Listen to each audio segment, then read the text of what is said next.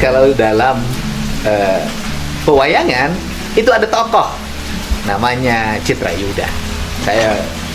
Nah, Citrayuda itu kalau dalam peperangan itu paling pandai bercerita, berkata-kata, seolah dialah ahli perang, seolah dialah ahli memanah, seolah dialah ahli bertempur, seolah dialah ahli berkuda, seolah dialah ahli menombak, seolah dialah menjadi ahli bela diri. Cerita tentang narasi peperangannya luar biasa dalam perang Kurusetra.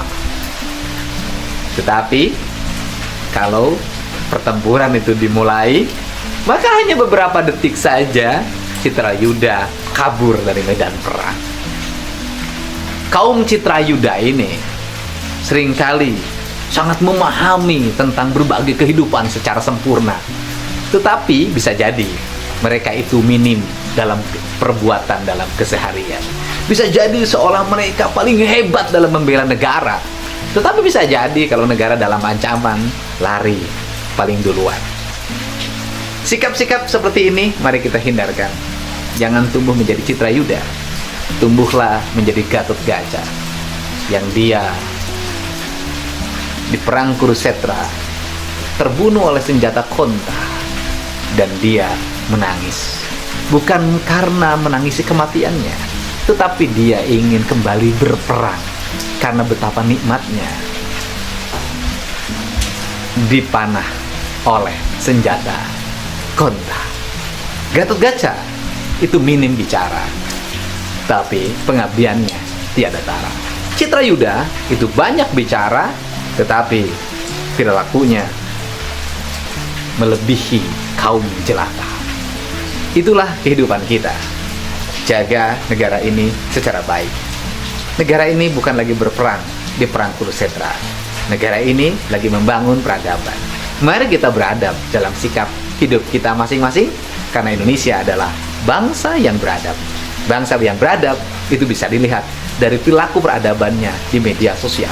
Media sosial dibaca oleh seluruh masyarakat internasional. Manakala perilaku kita tidak beradab, maka bangsa lain akan menganggap kita tidak beradab. Dan yang paling penting adalah kesalahan yang dilakukan oleh kelompok yang mengatasnamakan agama dalam setiap waktu tidak berarti agamanya salah. Tetapi bisa jadi perilaku orangnya yang salah. Orang tidak merepresentasikan agama. Agama adalah ajaran nilai-nilai yang bersifat adiluhung, nilai-nilai kebenaran objektif, nilai-nilai yang memandu manusia menuju kesempurnaan hidup. Dan itu dicontohkan oleh para nabi dan rasul, bukan melihat manusia yang setiap hari bercerita tentang agama, karena mereka bukan representasi agama.